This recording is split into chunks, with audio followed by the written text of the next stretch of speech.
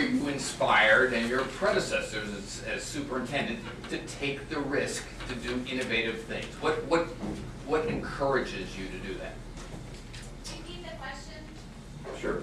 Derek asked, why were we inspired, as well as my colleagues, to take the risk to do innovative things? I think we didn't have a choice.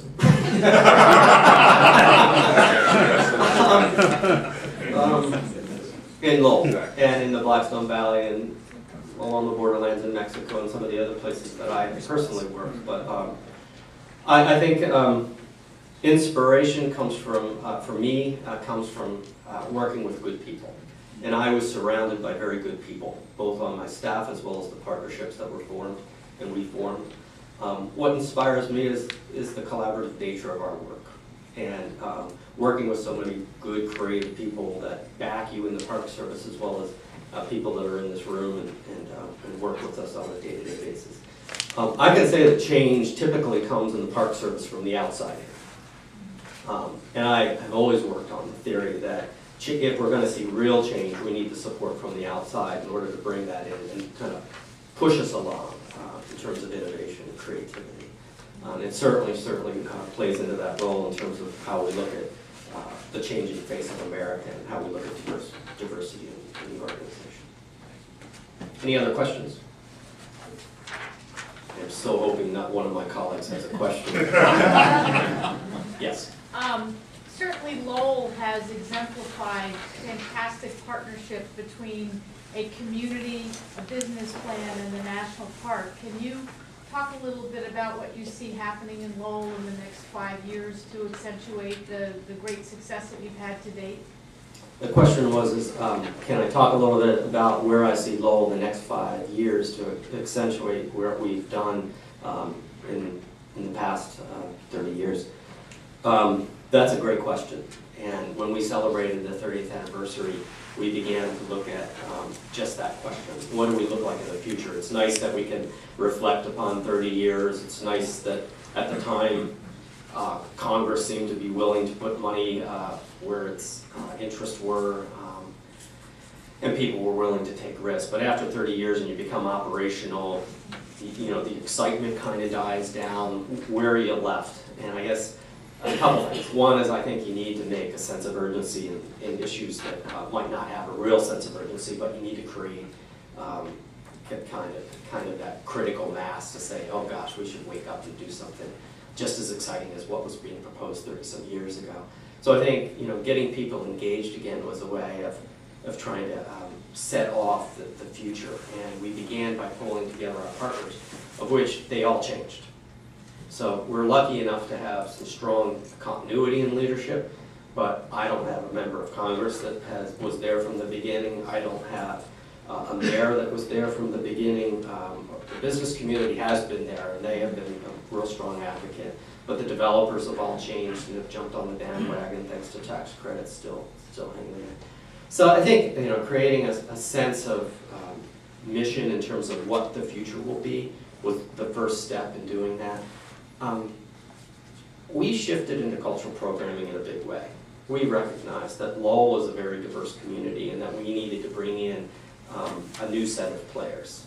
We were looking really pretty homogenous in terms of both the community as well as the park at the time. So we really shifted from really focusing on building stuff.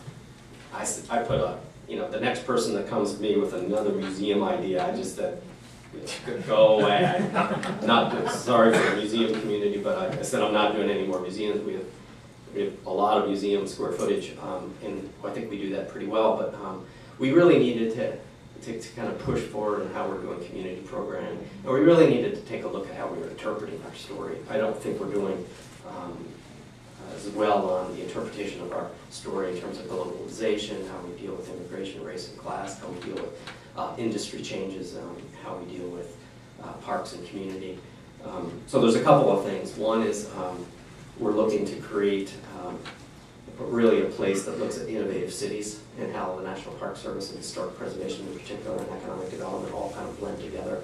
So working with a collaboration with the University of Massachusetts, the community college in Lowell, as well as the city and others, really trying to highlight what we do in Lowell. John was up a couple of months ago to talk at an Innovative Cities Conference and talk just to that. I think that kind of set the momentum for us to move forward on that. So preservation, telling the story different, engaging the community in ways that see themselves in the future.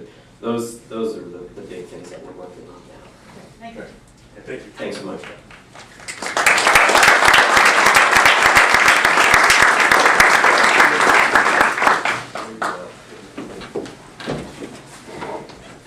While we get seated up here, why don't we take just a minute? We've got an hour to go before our break, and then breakouts. If everybody wants to stand up, stretch, got to get a little blood flow, and then we'll start right up. Literally 5 seconds here. Neil wants to jumping jacks.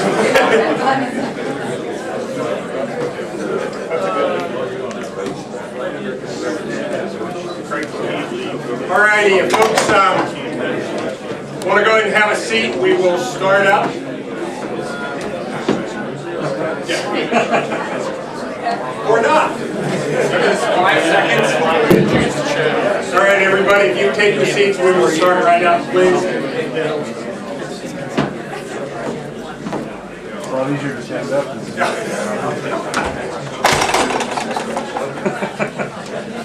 It's a collaborative group. It's good. It's communicative.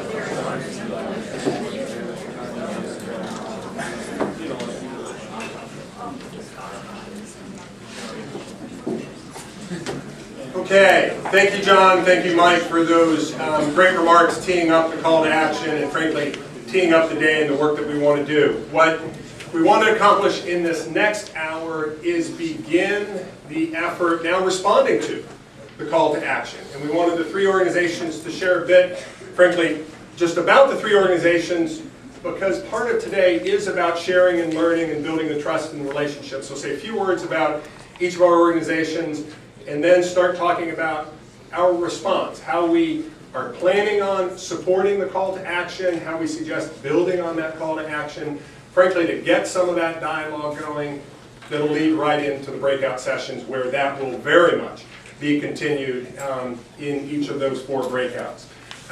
So Neil, Derek, and I are going to just say a few words about our organizations and our initial response up here, and then we're going to have a quick discussion about specific action steps in the call to action and how we are looking at supporting and building upon those action steps. So a few words about NPCA, just so everybody's got the backdrop. NPCA founded in 1919 by the first director of the Park Service to be that independent advocate with always a long list, John, of suggestions and next steps, as you alluded to earlier. We have 165 staff and 25 offices throughout the country. In 2002, NPCA went through a planning process where we did look out to 2016. We knew there was a centennial out there, and we wanted to start positioning NPCA and the parks community. So in 2002, among other changes, we rewrote the vision for NPCA, where we saw NPCA as a catalyst and a leader and an advocate for a stronger national parks movement. So since 2002, we've been trying to build the foundation for the organization and the movement so that, frankly, we could be here today making significant progress towards the centennial. Efforts that we've undertaken since 2002. First, we've significantly expanded and grown and strengthened NPCA's field program. We now have 25 regional field offices throughout the country so we can be in the communities, on the ground, working with superintendents, with community leaders to address some of the challenges, opportunities for national parks. At the same time, while we've been trying to strengthen our field presence on the ground, we've been working to strengthen our effectiveness and impact here in Washington, D.C. So that efforts, for example, towards the last 2 years of the Bush administration, first year of the Obama administration, through our and other people's efforts out in the field and in D.C., we were able to increase Park Service operating appropriations by $450 million. Through that same field and D.C. effort, get a $920 million boost in stimulus funding through our and other people's good work. So NPCA has tried to build our capacity in the field in D.C. and integrate the two.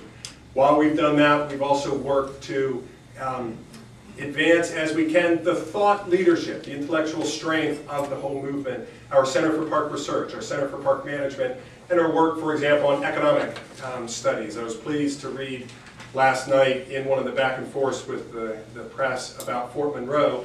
The White House cited NPCA's analysis of a number of years ago that every dollar invested in national parks yields at a minimum a $4 return in local economic activity. So NPCA over the last many years has done a fair number of park by park and park system-wide economic studies.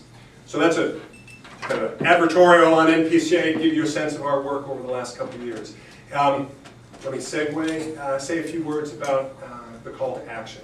NPCA strongly supports the NPS call to action. We think its tone, its feel, its strategies, the 4 strategies laid out in there are the right ones. We also think the strategy of laying out what can be done in a realistic sense makes sense.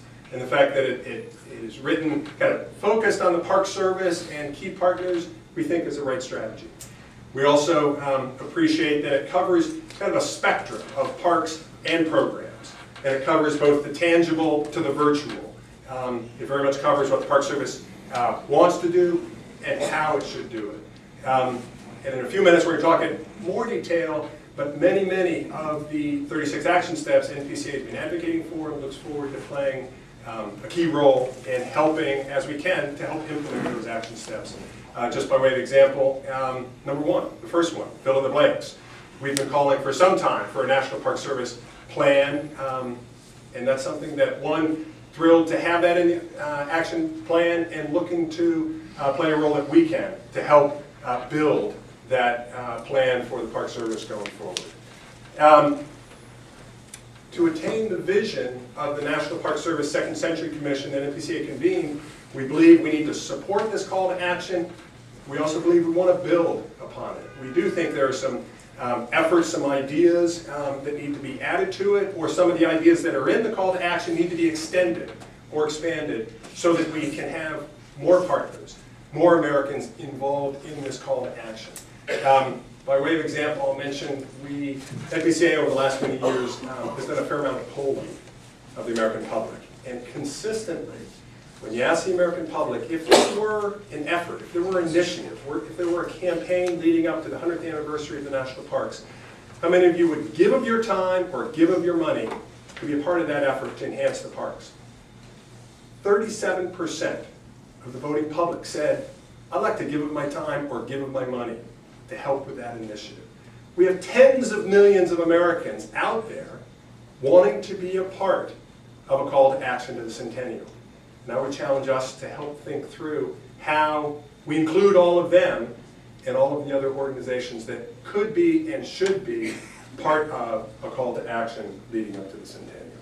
So in summary, we do think this is the right foundation. It's a good structure. We want to support it actively. We want to build upon it. And if we do, we can make dramatic progress. Now I do want to close these quick remarks with a sense of urgency. Climate change is already dramatically harming many of our national parks, and obviously its impact will grow going forward. Invasive species are overrunning many of our national parks. NPCA's State of the Parks assessment, of the parks that we assessed, 95% of those parks have lost their top predator. Of the parks that we assessed, 91% of the cultural resources in the parks were in fair or poor condition. Park Service currently faces a $500 to $600 million annual funding shortfall. They've got about $11 billion backlog. They've got a $1 billion backlog of high priority in-home projects that need to be purchased from willing sellers. I believe the future of the national parks rests on the shoulders of people in this room. We are at a crossroads. The parks are in desperate need of our collaborative and effective leadership. We're at a crossroads.